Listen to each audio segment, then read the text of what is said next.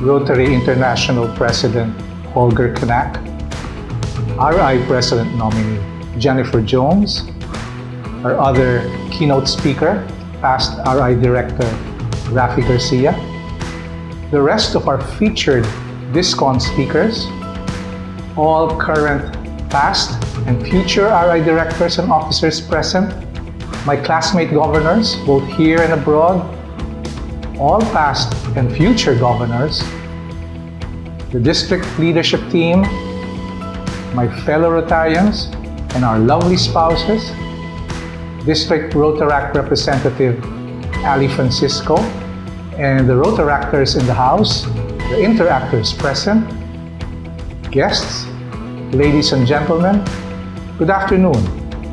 What a Rotary year it has been.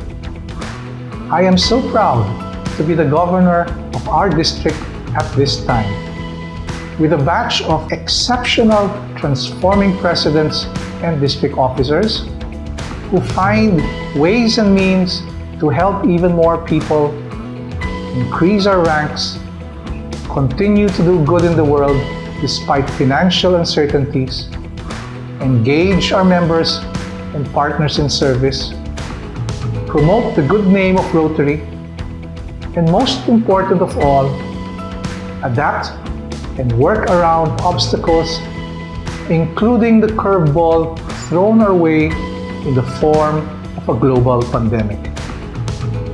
We entered into uncharted territory, so to speak, and we did this successfully with a lot of grit, determination, focus, and sacrifice. The district is now in a very good place, and we have the data and the accomplishments to show that.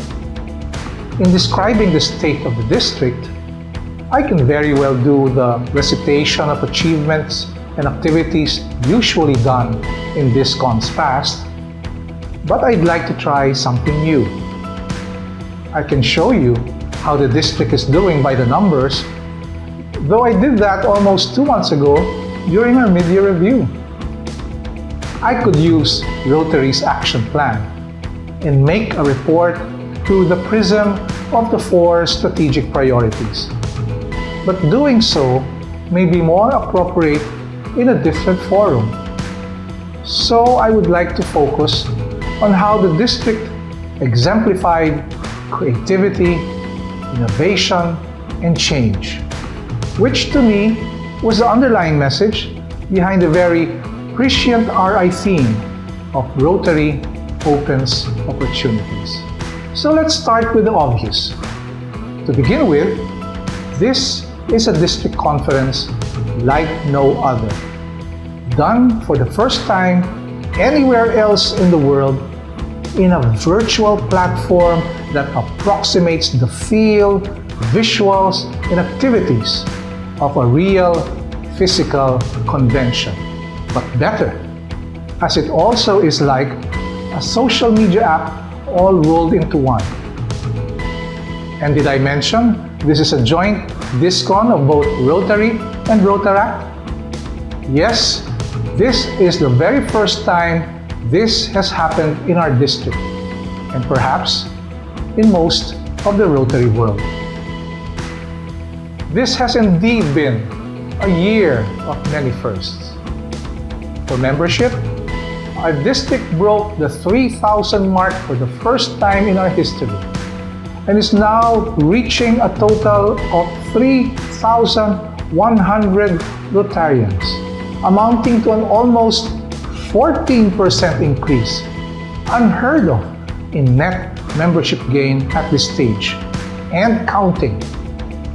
We've had our first passport club in the country, our first satellite club, and if the stars are aligned, also our first cost-based club and our first corporate club too.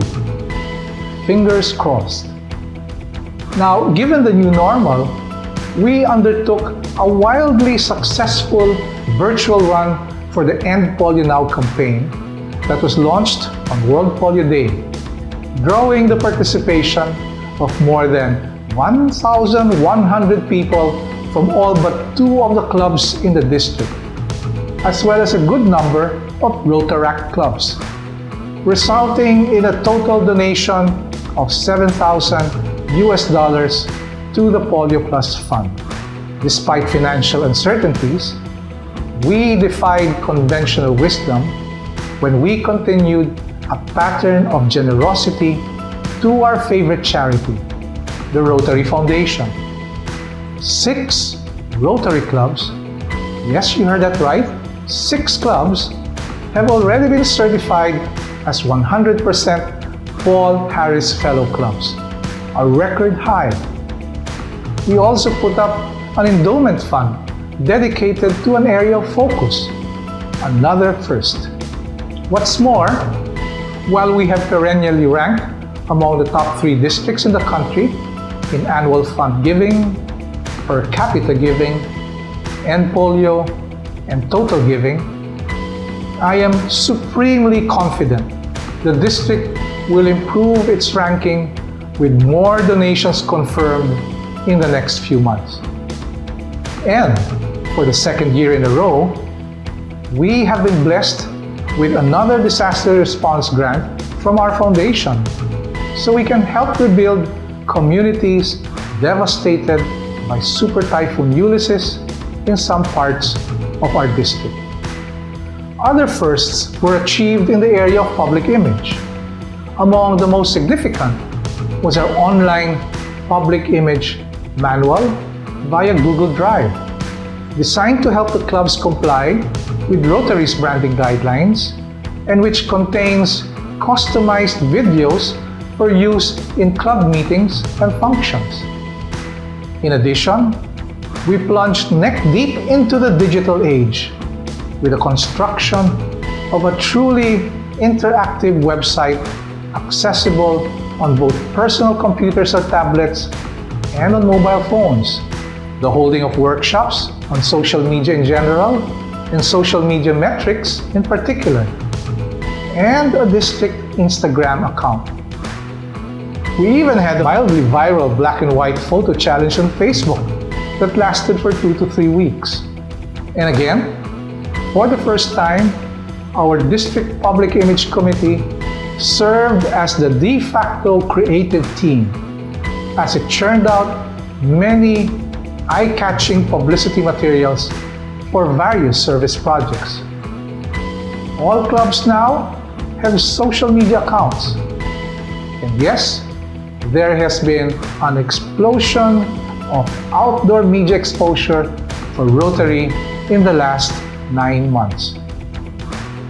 Cognizant of the role of the district to help the clubs conduct service projects in the middle of a pandemic, the district, before the start of the Rotary year, came up with a service projects manual entitled Begin Thinking 2021 that provided practical tips and suggestions to the clubs, while separately cascading the policy statement on the areas of focus. In our desire to leave no club behind, we proactively initiated several district-wide service projects where the clubs themselves did the heavy lifting.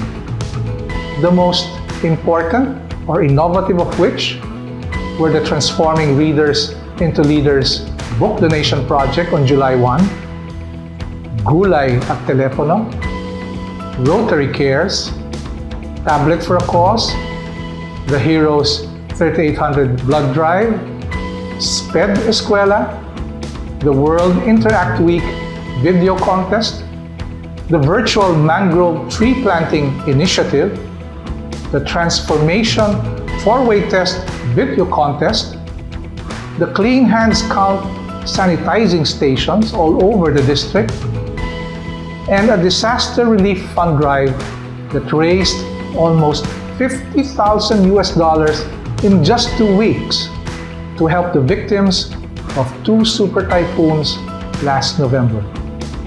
Oh, and by the way, the service projects funded by district grants this year all addressed critical community needs and concerns arising from or related to the ongoing COVID-19 pandemic.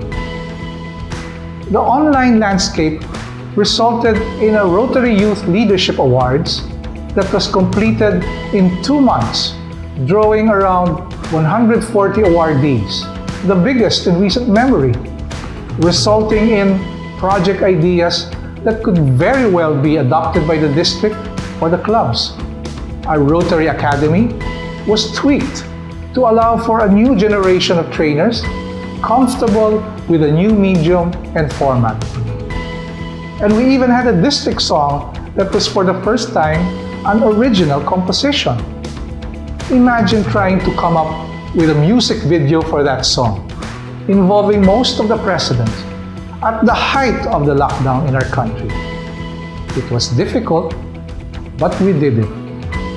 We consistently used Rotary's 4 strategic priorities as the framework for planning and assessment, not just in our district team training seminar, but also in our PETS, our online district training assembly, and the recently concluded mid-year review. We were even able to formulate from scratch a 44-item mid-year review checklist, fleshing out these priorities in the form of 11 action items for each strategic priority. As a result, the mid-year review was more participatory, club-focused, and useful, even as it took 3 weekends to complete. And for sure, all clubs are now more fully aware of Rotary's action plan. To my mind, we successfully integrated technology in the conduct of district events, beginning with the online district training assembly using Zoom at the height of the lockdown, the first major virtual activity of the district, to the trailblazing hybrid handover ceremony in July, which was the first of its kind in the Philippines, to the public image seminar that featured, also for the first time, a speaker from abroad, to, of course, this district conference. We have constantly pushed the envelope and sought new ways of doing things. But over and above all of these, what stood out for me was an emerging consciousness among most Rotarians in the district. Even those who are used to the traditional ways and pine for the old normal, that the mission of service need not suffer, that it can in fact continue, perhaps in even better ways, despite COVID-19 or any other obstacle. The earth moves when Rotarians are out to prove. We have proven to be a resilient lot. We are COVID-19 proof. So let us continue to do good and to do it well.